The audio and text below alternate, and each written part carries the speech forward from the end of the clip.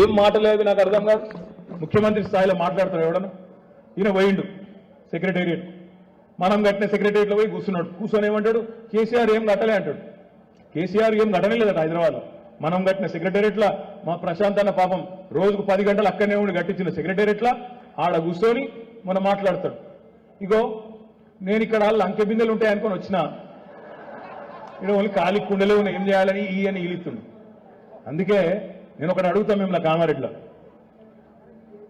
లంకె బిందెల కోసం గడ్డపారలు పట్టుకొని తటపారలు పట్టుకొని నెత్తి మీద దుప్పటి కప్పుకొని రాత్రి పూట పాడుపడ్డ గడిలల్లా పాడుపడ్డ గుడిలల్లా ఎవడు తిరుగుతాడే? పక్షి దొంగలు తిరుగుతారు. ఒక ముఖ్యమంత్రి స్థాయిలో మాట్లాడాలి నా లంకె బిందెల గురించి. నిన్నగాక మొన్న మహబూబ్ నగర్ లో మాట్లాడి ఇంకా గమ్మత్ అనిపించింది నాకు. నేను నీకు దండం పెడతాను వెళ్ళిపెట్టారు.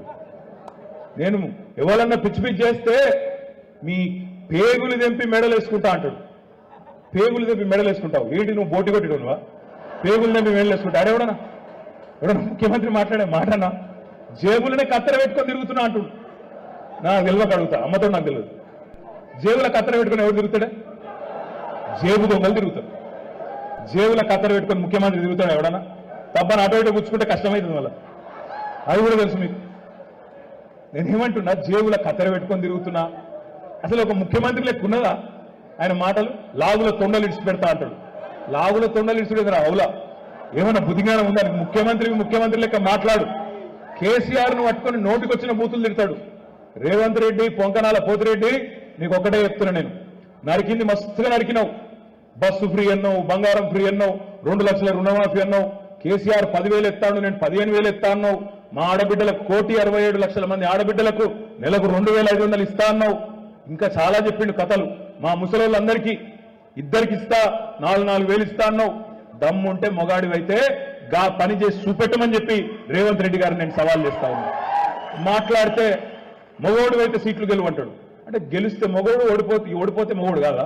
ఇది ఎక్కడి నుంచి నాకు అర్థం కాదు. మీరు ఈయన ఓడిపోలేదా? రేవంత్ రెడ్డి, రాహుల్ గాంధీ ఓడిపోలేదా? కాంగ్రెస్ పార్టీ ఓడిపోలేదు? సాగు దెబ్బ తినలేదా దేశమంతా? ఎవరిని అంటున్నావు, ఏమంటున్నావు? నిన్న మాట్లాడుతావు ఆయనకి ఎందుకో నా మీద చెడ్డ ప్రేమ. నేను ఆయన ఏమన్నా ఆయనకపోయినా నన్ను యాద్ చేసుకొని తిడతాడు. నిన్నేదో మీటింగ్ పెట్టాడు హైదరాబాద్లో, నేను నా అయ్య పేరు చెప్పుకొని రాలేదు అన్నాడు. మరి రాహుల్ గాంధీ ఎవరి పేరు చెప్పుకొని వచ్చిండే? అయ్యావా ఇద్దరు పేర్లు చెప్పుకొని బతకబట్టే. ఎవరిని అంటున్నావు నువ్వు? శ్రీధర్ బాబు లేడా పక్కకు? శ్రీధర్ బాబు ఎవరి పేరు చెప్పుకొని వచ్చిండు? వాళ్ళ అయ్య పేరు చెప్పుకొని వచ్చే. దామోదర్ రాజనరసింహ వాళ్ళ పేరు చెప్పుకొని వచ్చిండు, వాళ్ళ అయ్య పేరు చెప్పుకొని వచ్చే. పక్కకున్న కోమటిరెడ్డి రాజగోపాల్ రెడ్డి ఎవరి పేరు చెప్పుకొని వచ్చిండు, వాళ్ళ అన్నగాని పేరు చెప్పుకొని వచ్చే. ఇంకొకటిగా పక్కకున్న బట్టి విక్రమార్క ఎవరి పేరు చెప్పుకొని వచ్చిండు, మళ్ళీ అనంతరాములు వాళ్ళ అన్న పేరు చెప్పుకొని వచ్చిండు. చుట్టేమో మొత్తం వాళ్ళని పెట్టుకుంటావు. ఇవాళ నువ్వు వచ్చి మాట్లాడితే దొంగల్లో కూర్చొని ఇంటికి ఎరినట్టు అయ్య పేరు చెప్పుకొని రాలే. ఎస్, మా అయ్య పేరు కేసీఆర్.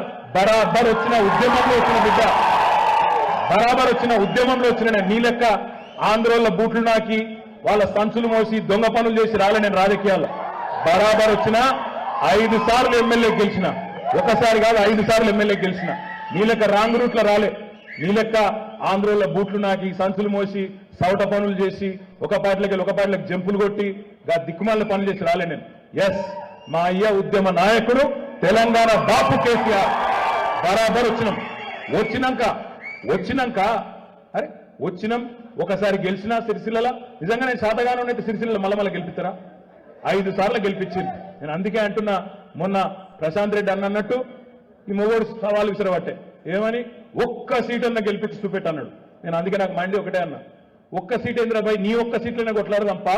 నేను సిరిసిల్లకు రాజీనామా పెడతా, నువ్వు కొడంగల్ రాజీనామా పెట్టు, దమ్ముంటే మొగోడు అవుతారా మల్కాజ్గిరిలో చూసుకుందామన్నా. ఇప్పటిదాకా స్టడీ లేదు, సప్పుడు లేదు.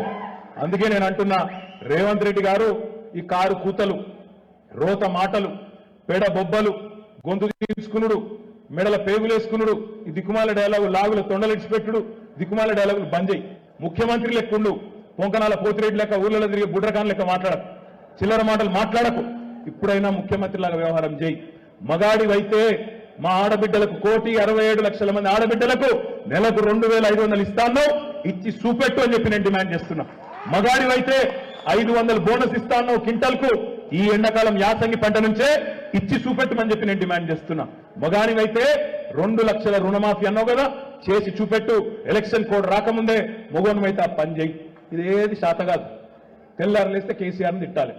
మేడిగడ్డ కొట్టుకపోయింది, కాళేశ్వరం నాశనమైంది అని మాట్లాడుతుంటారు రేవంత్ రెడ్డి. మీరు ఒక్క 2 నిమిషాలు దయచేసి ఒక్క ముచ్చట చెప్పుకొని ఇక బంద్ చేద్దాం. ఒక్క ముచ్చట దయచేసి మనసుకి ఎక్కించుకోండి. అసలు ఏంటిది కాళేశ్వరం? ఏంది కాంగ్రెస్ వాళ్ళు కాకిరి బికిరి చేస్తున్న లొల్లేంది?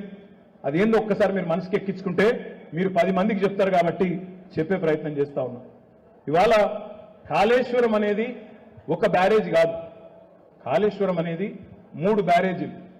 మేడిగడ్డ బ్యారేజీ, అన్నారం బ్యారేజీ, సుందిల్ల బ్యారేజీ, 15 రిజర్వాయర్లు కాళేశ్వరంలో. మల్లన్న సాగరు, కొండపోచమ్మ సాగరు, రంగనాయక సాగరు, రాజరాజేశ్వర సాగరు, అన్నపూర్ణ, ఇట్లా ఒక 15 రిజర్వాయర్లు ఉన్నాయి.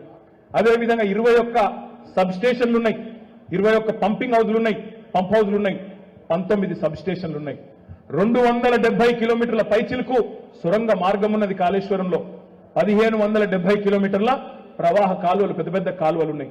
ఒక 100 భాగాలున్నాయి కాళేశ్వరం ప్రాజెక్టులో. అందులో ఒక్కటి మేడిగడ్డ. మీకు అర్థమైతుంది చెప్తున్నా. తెలంగాణ భౌగోళికంగా ఎట్లుంటది అంటే, జియోగ్రాఫికల్గా ఎట్లుంటది అంటే, ఇట్లా గుడిసె లెక్క ఉంటుంది తెలంగాణ. ఇట్లా గుడిసె లెక్క ఇట్లుంటది. ఏమైతుందంటే ఇట్లా గుడిసె లెక్క ఉంటే ఒక పక్కకెళ్ళేమో ఒరుసుకుంటా గోదావరి నది 80 మీటర్ల కాడ 90 మీటర్ల కాడ గోదావరి నది వారుతుంది కిందికి. ఇంకో పక్కకేమో కృష్ణానది 110, 120 మీటర్ల మీద సముద్ర మట్టానికి మీదుగా కృష్ణానది వారుతుంది. మీ కామారెడ్డి దాదాపు 400 మీటర్ల మీద ఉంటుంది. ఇప్పుడు మీ దగ్గర గోదావరి నీళ్లు రావాలి, ప్యాకేజ్ 21 పూర్తి కావాలని మనం ఎలక్షన్లో మాట్లాడినాం. అది రావాలంటే ఏం చేయాలని ఎరికేనా? అక్కడ మేడిగడ్డ కాడ ఎక్కడనైతే 80 మీటర్ల కాడ నీళ్లున్నాయో గోదావరిలో, ఎండాకాలం ఈ రోజు కూడా ఇవాళ నీళ్లు కిందికి తండోపతండాలుగా పోతున్నాయి. 5,000, 6,000 క్యూసెక్కులు కిందికి పోతా ఉన్నాయి. అక్కడ నీళ్లు వస్తాయి. ఇప్పుడు మీకు తెలుసు ఊళ్ళల్లో రైతులు వ్యవసాయం చేస్తారు. మీ కామారెడ్డి మొత్తం బోర్ల మీద ఆధారపడి చేసే వ్యవసాయం. ఏం చేస్తారు మరి? భూమిలో నీళ్లు ఉంటే బోరు కొడతారు, నీళ్లు గుంజుతారు. 200 ఫీట్, 300 ఫీట్, 400 ఫీట్లకి వెళ్ళి నీళ్లు గుంజి ఆ నీళ్లతోని వ్యవసాయం చేస్తారు. ఇది కూడా అంతే కొద్దిగా పెద్దగా 90 మీటర్ల కాడ నీళ్లు తీసుకుంటాం మేడిగడ్డ కాడ. ఆడికెళ్ళి నీళ్లు తీసుకొని మనం అన్నారంలో వస్తాం. అన్నారంలోకి వెళ్ళి మళ్ళీ నీళ్ళెత్తి సుందిల్లలో వస్తాం. సుందిల్లకి వెళ్ళి నీళ్ళెత్తి మిడ్మానేరులో వస్తాం. మిడ్మానేరుకి వెళ్ళి అటు మల్లన్న సాగరు, కొండపోచమ్మ సాగర్ పోతే అందులోకెళ్ళి మళ్ళా మీకు ఇటు కామారెడ్డి దిక్కు నీళ్లు రావాలి, నిజాం సాగర్ రావాలి. ఆడికెళ్ళి ఇవతలకి మంచిప్పక ఆడికెళ్ళి మీకు ఇవతలకి నీళ్లు రావాలి. అంటే బటన్ అక్కడ ఒత్తితే గిన్ని దశలు 80 మీటర్లకి వెళ్ళి 400 మీటర్లు ఉండే కామారెడ్డికి తేవాలంటే గిన్ని రకాలుగా లిఫ్టింగ్ చేసుకుంటా పైకి తీసుకొని రావాలి.